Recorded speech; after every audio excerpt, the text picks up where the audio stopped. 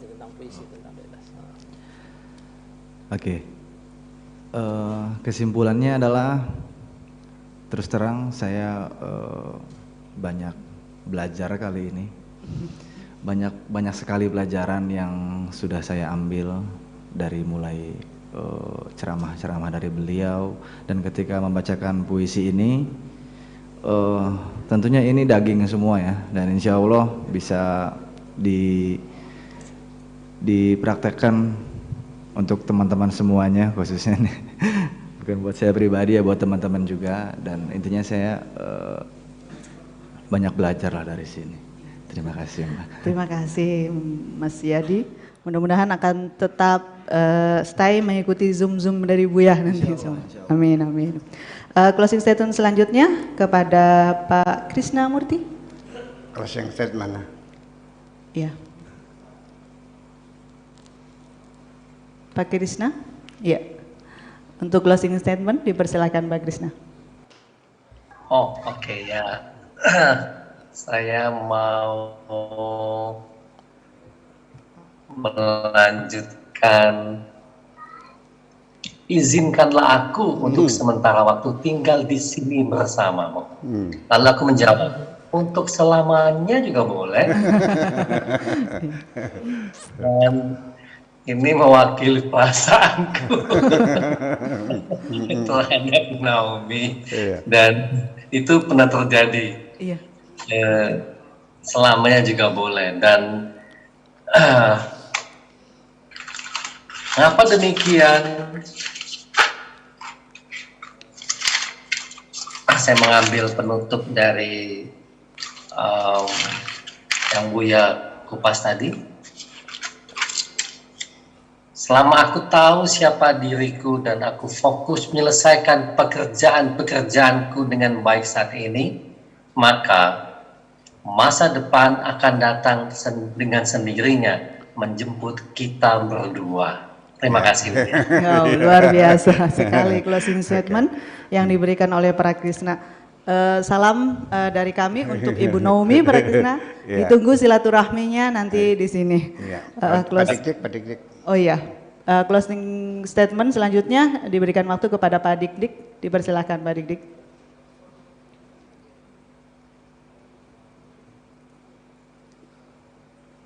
Berjanji wangi Bu ya. Jadi sebetulnya untuk closing statement saya cuma bisa menyimpulkan dengan kalimat saya atau dengan proses saya bahwa sebetulnya kehadiran Al-Haq ini dapat dimisalkan atau dianalogkan seperti energi. Energi dapat dideskripsikan sebagai cahaya keilahian, menyinari dunia dan memancar dari ilahi, tapi berbeda dengan Tuhan itu sendiri, seperti halnya cahaya matahari berbeda dengan matahari. Itu saja Bu ya. Nanti klarifikasinya mungkin bisa dijelaskan Pak juga pada closing statement Bu ya. Assalamualaikum warahmatullahi wabarakatuh. Waalaikumsalam warahmatullahi wabarakatuh. Selanjutnya closing statement selanjutnya kepada Pak Tato, dipersilahkan. Terima kasih Mbak Hani, mohon izin Buya. Kang Mahesa izin lagi. Pemirsa, tadi Buya bercerita banyak tentang bagaimana pertempuran imajinasi, bagaimana mengemas dialog yang tepat, bagaimana terjadinya protes, dan tentu ada insting sedikit nih, ada saya pertempuran imajinasi antara wanita dengan pria. Sebut saja pria dan wanita tadi di masa mudanya ini, kan ini sudah sepuh, naik kendaraan, naik mobil Mbak Hani. Begitu naik mobil berdua, supirnya laki-laki, sebelahnya wanita. Pak Edi. Begitu di depan ada lampu merah, berhenti, di depan mobil itu yang dia tumpangi Mbak Hani, ada mobil yang begitu mewah. Sehingga dialog muncul nih, imajinasi wanita tadi. Mas, ya ada apa dek? Itu lihat mobil di depan Mas, mobilnya keren, mewah, gagah gitu. Enggak seperti mobil Akang di sini, butut, panas, gerah lagi. Jadi maksudnya gimana? Ya coba seperti itulah, mobil keren gagah. Neng, kalau AA punya mobil yang keren, mewah seperti itu, mungkin AA nggak bakal mengajak wanita seperti kamu. Karena mobil yang gagah dan keren itu pasti wanita di dalamnya lebih cantik. Jadi gimana AA? Ya kalau AA yang jadi dia, saya nggak bakal mengajak kamu. Nah, ini dialog-dialog yang imajinatif. Artinya jangan pernah menghinakan milik pasangannya. Kalaupun kendaraannya seperti itu, nikmati saja, syukuri saja. Jangan membanding-bandingkan kendaraan orang lain, termasuk pasangan kita. Begitu Mbak Hani. Itu mah banyak ini, nggak usah lah. Nanti juga dibalikan, lebih sakit lagi. Itu imajinatif. Kedua Mbak Hani, saya akan berwisata bahasa. Tidak semua bahasa itu diterjemahkan ke bahasa Indonesia menjadi lebih baik. Sebut saja seperti ini. Ada empal jeroan. Ini di Cirebon terkenal ya, ada empal gentong, apa yang daging atau jeroan. Kalau diterjemahkan pakai bahasa Indonesia, empal daleman, kan nggak enak. Makanya empal jeroan saja, jangan diganti daleman. Pun makanan yang lain pemirsa, ada bolet, orang Indramayu itu nyebutnya bolet. Ada bolet itu yang menjalar, ada bolet yang seperti ketela pohon. Ya nyebutnya orang Indramayu ya bolet. Ada yang singkong bahasa Indonesia. Kalau diterjemahkan bolet tidur nggak nyaman, bolet ngadeg nggak nyaman. Artinya bolet berdiri dengan bolet tidur nggak pas. Maka kita sebut saja makanan pun sesuai dengan sifatnya. Itulah wisata bahasa untuk malam ini. Saya kembali ke Mbak Hani. Mohon maaf pemirsa. Iya, terima kasih. Syukuri dan nikmati apa yang kita miliki sekarang, mungkin itu Pak Tato. Baik, closing statement selanjutnya kepada Buya, dipersilakan Buya. Iya, closing statement ini saya ingin membandingannya, mencari Tuhan ya. Nabi Musa, Nabi Ibrahim, Al-Halaj ya, sampai terakhir itu adalah bertuhan. Nabi Musa itu ingin melihat Tuhan. Desakan dari umatnya, coba Musa hadirkan Tuhanmu di hadapan kami. Kami ingin tahu seperti apa Tuhan yang kau ajak-ajak itu. Tinggalnya di mana, seperti apa orangnya, kan seperti itu. Nabi Musa kan akhirnya kan nurut juga ya. Nah, dia mengatakan dalam Al-Qur'annya, Rabbi arini andur ilaika. Tuhan muncullah engkau, aku ingin melihatmu. Kata Tuhan, lan tastatia antaroni, tidak akan mungkin kamu bisa melihatku. Tapi dia maksa. Ya ini ada desakan umatku, bagaimana? Aku juga pengen yakin melihat engkau itu seperti apa. Ya sudah kalau begini, fandur ilal jabali, silakan kau lihat gunung itu. Fa ini istaqarra makanahu, kalau gunung itu tetap utuh, fa saufa tarani, maka engkau akan bisa melihatku. Terus falamma tajalla lil jabali, ketika Allah menampilkan kekuasaannya, bukan menampilkan dirinya, jangan salah tafsir lagi nantinya. Dakka, gunung itu meledak. Wa kharra Musa sa'iqa, dan Musa jatuh tersungkur. Wa qala tubtu, dia mengatakan ampun Tuhanku, aku sekarang sudah percaya. Nah itu berserah diri. Artinya tidak mungkin Tuhan bisa dilihat dengan mata. Kenapa demikian? Karena mata kita yang dicipta Tuhan dalam keterbatasannya. Kemampuan mata kita melihat adalah dalam jarak yang tertentu. Lebih dari 2 kilo mata kita sudah tidak melihat.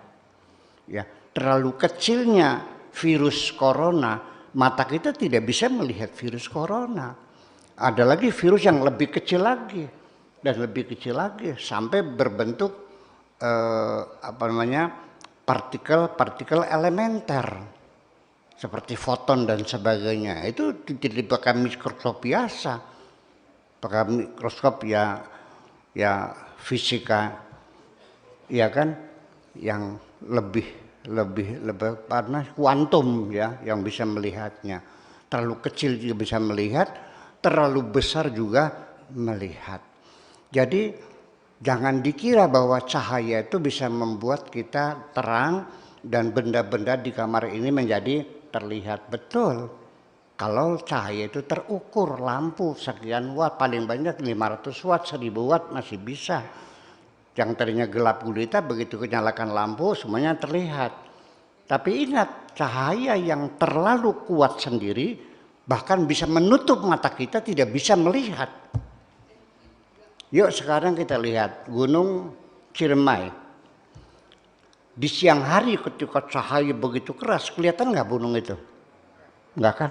Tapi sore hari begitu matahari yang bertenggelam baru kelihatan gunung itu. Jadi cahaya terlalu kuat juga membuat kita tidak bisa melihat. Itu persoalannya. Jadi diputuskan Tuhan tidak bisa dilihat. Kalaupun Nabi Muhammad yang kata orang sudah melihat langsung Tuhan di Sidratil Muntaha dalam perjalanan Isra Mi'raj, saya yakin ketika kita tanya seperti apa Tuhan yang kau lihat wahai Muhammad, jawabannya pasti begini, tidak seperti apa-apa. Selesai. Itu kan persoalannya. Nah, Tuhan dalam pikiran Nabi Ibrahim dimulai dengan imajinasi dulu. Dia mencari Tuhan, melihat matahari. Ini barangkali ini Tuhan itu. Falamma afila qala inni la uhibbul afilin. Setelah tenggelam, lah masa Tuhan tenggelam? Aku tidak suka dengan yang tenggelam. Melihat bulan, ini barangkali Tuhan. Begitu tenggelam, masa Tuhan tenggelam?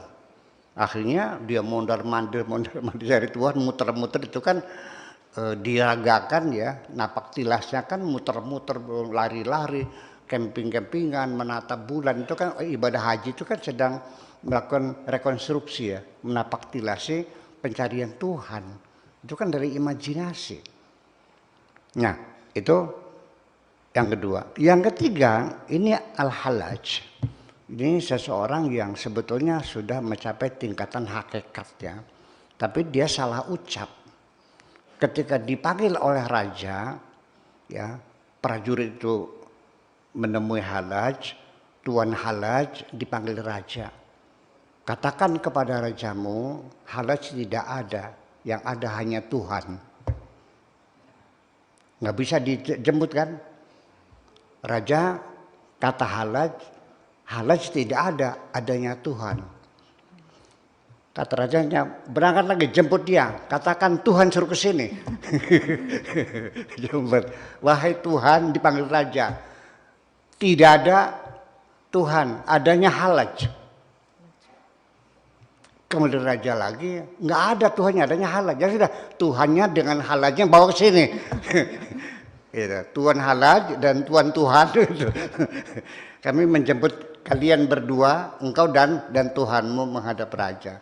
Bawa ke raja langsung dipancung kepalanya. Dihukum mati oleh raja. Ini adalah akibat dari kesalahan beliau, bahwa rahasia yang semacam itu tidak boleh diceritakan kepada sembarang orang. Ada ikhtisas, ada kekecualian. Dalam ilmu pengetahuan juga banyak ilmu-ilmu yang tidak bisa kita buka kepada orang-orang lain.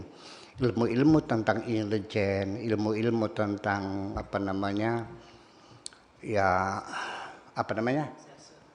hal yang penting. Makanya kan itu kan hal yang sebutnya dengan top secret, itu nggak boleh. Ya, di bawahnya top secret ada lagi secret, di bawahnya lagi ada confidential, di bawahnya lagi ada public consumption. Ya, public konsumsi publik, itu artinya public information, silahkan. Jadi kalau yang ada hukumannya di negeri ini juga, kalau yang top secret dibunuh hukumannya, yang kalau konfidensial dipecat. Nah, kita dulu zaman Pak Harto ada keputusan devaluasi rupiah dari 600 perak rupiah menjadi 2.000 devaluasi pertama dulu tuh. Yang hadir kan Bapak Presiden, Wakil Presiden, Menteri Koordinator, hanya beberapa orang. Ternyata apa? Sebelum diumumkan jam 00 devaluasi rupiah terhadap dolar menjadi 2000, itu siangnya sudah banyak orang memborong dolar. Artinya apa? Kebocoran kan? Kebocoran kan berarti? Ya ada pengkhianat juga. Nah itu, siapa yang nggak tahu ya. Tapi ada yang bocorin dong, pasti itu siapa yang bocorin. Tahun 73, Raja Faisal, Saddam Hussein, Hafidul Assad, Saddam Hussein presiden Irak, Hafidul Assad presiden Syria, kemudian Anwar Sadat presiden Mesir, sama Al-Hasan Athani, Raja Maroko, rapat dalam ruangan yang kedap, yang tidak bisa disadap oleh apapun juga. Rapat untuk melakukan serangan terhadap Israel tahun 73 itu. Israel tahu kok. Iya, dia sudah siapan kita mau diserang. Kok bisa tahu? Padahal pemimpin-pemimpin raja-raja Arab yang kumpul di tempat yang tersembunyi, yang rahasia, kok bisa tahu? Artinya ada salah satu raja Arab yang jadi double agent. Betul nggak? Betul. Itu kan persoalannya. Nah ini hal lagi nih, membocorkan rahasia kepada orang lain, ya hukumannya dipenggal. Ya, kalau saya waktu itu masih hidup ya mungkin bisa saya bela ya, advokasi. Tapi kan saya lahir sekarang, itu. Makanya katakan ada batas-batas tertentu bahwa anak bayi juga jangan dikasih makan sambal dulu, belum waktunya. Nanti juga kalau sudah besar baru. Jadi kita juga menyampaikan keilmuan kita juga ada standarnya, anak-anak TK, SD, SMP, SMA, perguruan tinggi. Nah kalau sudah tingkatan profesor kan sudah kita sama. Nah kalau sudah tingkatan profesor semua, mana yang paling pinter?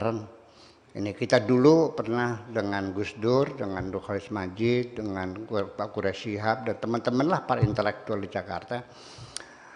Ada pertanyaan, siapa sih yang paling pinter di antara kita nih? Apakah Gus Dur, apakah Nurholis Majid, apa Quraisy Shihab, apa Dawam Raharjo, apa Kang Jalaluddin Rahmat yang di Bandung tuh? Siapa yang paling pinter di antara kita? Kata Nurholis Majid, yang paling pinter adalah yang paling dahulu mendapatkan informasi. Sehingga kalau Pak Sakur lebih dahulu dapat informasi, saya belajar sama beliau. Saya juga sama, kalau engkau informasi lebih dulu, saya belajar sama. Jadi makanya sekarang dalam keilmuan, apalagi sudah teknologi sangat canggih sekali, yuk kita dahulu-dahulu ya, siapa yang lebih dahulu mencapainya itulah yang lebih pintar dari kita. Terima kasih gitu. Terima kasih. Puncak tauhid adalah ketidakberadaan dirimu. Tolak ukurnya seberapa pengaruh sanjungan dan cacian bagi dirimu. Baik, demikian sahabat Wamima TV, menarik sekali kajian fi Dhilalil Quran pada kesempatan malam hari ini. Terima kasih saya sampaikan kepada yang sudah bergabung pada malam hari ini, terutama untuk Bang Yadi Mahesa, Pak Dik dan Pak Krisna Murti, dan terlebih lagi kepada Buya yang selalu kita nantikan kajian-kajian dan petuah-petuah dari beliau. Terima kasih, sampai jumpa di lain kesempatan. Saya Ani. Dan saya Tato. Salam damai, bahagia Indonesiaku. Wassalamualaikum warahmatullahi wabarakatuh.